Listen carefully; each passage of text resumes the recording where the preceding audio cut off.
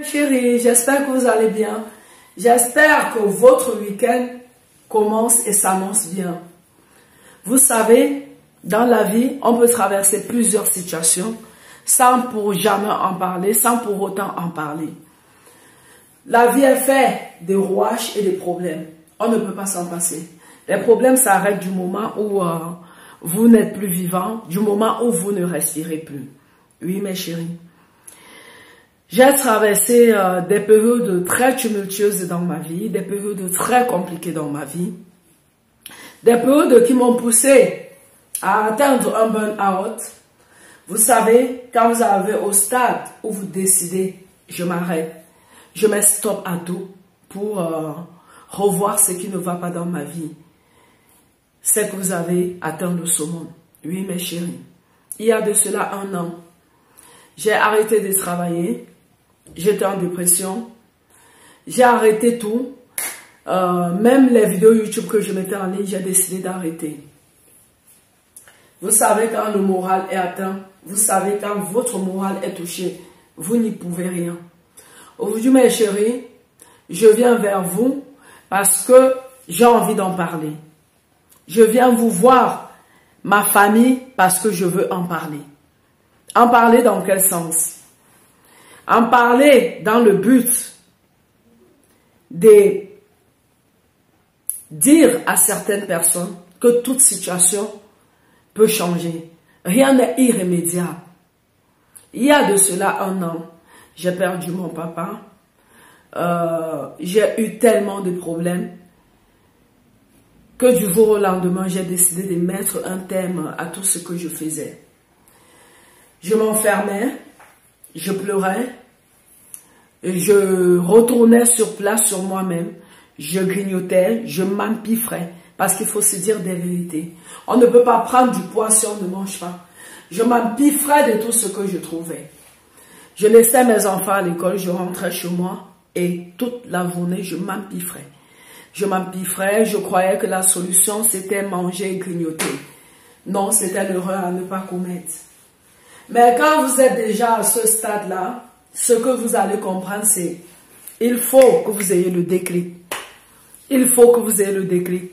Et personne ne va avoir ce déclic-là à votre place, mes chéris. Il m'a fallu 1 an pour trouver ce déclic-là, pour avoir ce déclic. Mon déclic commence quand je me lève un matin. Je suis invitée à la fête d'anniversaire d'une amie. Je vais dans les magasins, dans le but de me trouver un habit à me mettre et que la taille 46 ne parvient plus à rentrer sur moi parce que tous mes habits ne rentraient plus sur moi. 111 kilos avec une taille de 1,65 m. J'étais dans l'obésité morbide. Entre le ventre qui tombait, les bourrelets, entre les fesses qui allaient dans tous les sens.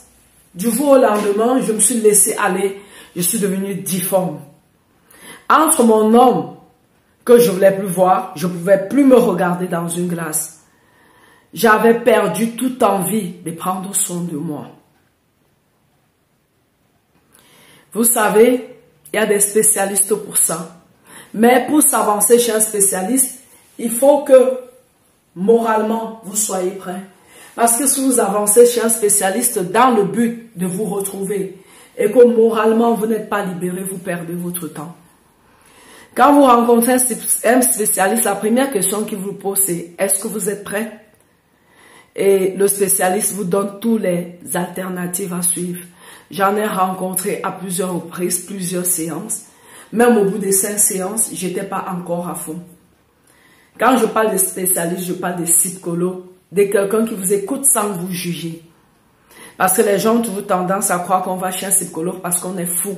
Les gens ont toujours tendance à croire qu'on va chez un psychologue parce que on perd la tête. Vous savez, la chance que les gens ont en Afrique, c'est en Afrique, quand ça ne va pas, vous causez avec vos proches, vous causez avec votre famille. En Europe, les gens dépriment. En Europe, quand ça ne va pas, les gens se replient sur eux-mêmes.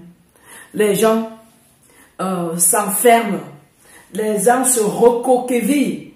Et c'est comme ça que d'autres se suicident, des dépressions et bien d'autres. Mais quand vous avez la chance, qu'on vous propose un spécialiste, voyez le spécialiste et essayez d'en parler. Mon problème était dû au fait que je n'avais plus confiance en moi. J'avais le dégoût de continuer tout ce dont j'avais entrepris. Parce que j'avais l'impression que ma vie n'avançait pas. Et oui, mes chéris, c'est possible. Et oui, il y a des moments dans la vie où on traverse des montagnes russes. Ça monte, ça descend, ça monte, ça descend. Et à un moment donné, il faut trouver l'équilibre. Parce que lorsque vous ne trouvez pas l'équilibre, vous ne pouvez pas avancer. Après plusieurs séances chez mon psychologue, il a fallu que je commence à travailler sur moi-même. Travailler sur moi-même sous-entend m'aimer, avoir confiance en moi. Je me suis pas levée du jour au lendemain pour commencer un régime quelconque. Non, j'ai pas commencé un régime quelconque comme d'autres peuvent l'imaginer. Du jour au lendemain, je me suis fixé des objectifs. J'ai dit, il faut que je redevienne la meilleure version de moi-même. Redevenir la meilleure version de moi-même, c'est sous-entendre d'abord s'aimer soi-même. Il m'a fallu 1 an et demi pour retrouver cette silhouette-là et je n'ai pas encore atteint mon objectif. Pendant ces 1 an et demi, mes chéris, il fallait que je me dise à moi-même, tu vas y arriver entre le sport. Et quand vous êtes avec 111 kilos, quand vous êtes en hyper-obésité, en obésité morbide, vous n'avez même plus la force de faire le sport. Oui. C'est-à-dire, à peine vous marchez, vous êtes fatigué, vous êtes épuisé. À peine vous faites des efforts, vous êtes au bout de votre vie. Et quand vous faites quelques efforts, subitement, il y a un creux dans le ventre, vous recherchez à grignoter. J'en ai fait des régimes. J'en ai fait, je me suis privée de tellement de choses, c'était pas ça la solution. Jusqu'à ce que je rencontre ma nutritionniste, que je remercie infiniment, qui m'a réappris à m'alimenter, qui m'a réappris à manger correctement. Ça sous-entend qu'elle venait chez moi pour le faire. Elle m'a dit comment je pouvais m'alimenter normalement, sans me priver. Sans être en carence. Ça, c'est le mot. S'alimenter correctement sans être en carence. Oui, du jour au lendemain, j'ai rencontré ma nutritionniste qui m'a aidé et qui continue à me suivre à ce jour.